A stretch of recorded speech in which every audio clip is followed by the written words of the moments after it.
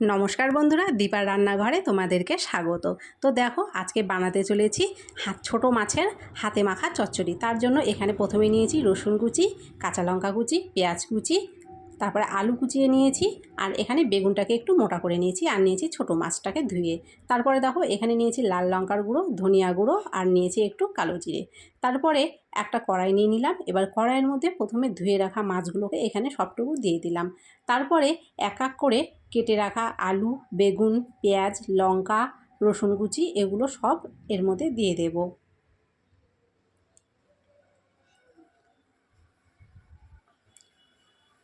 এখন যে মশলাগুলো প্রথমে দেখিয়ে দিলাম সেই মশলাগুলো এখানে দিয়ে দিলাম।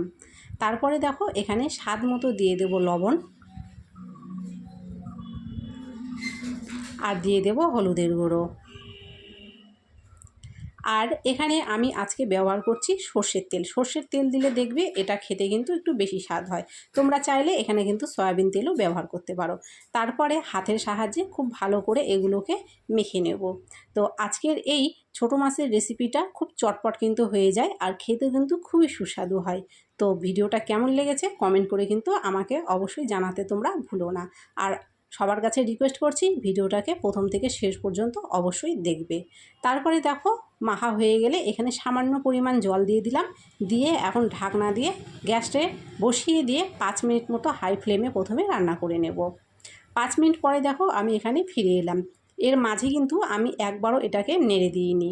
তো এখন আমি দেখো এখানে নেড়ে চেড়ে দিচ্ছি, আর আলু সেদ্ধ হয়েছে কিনা সেটা কিন্তু দেখে নেব।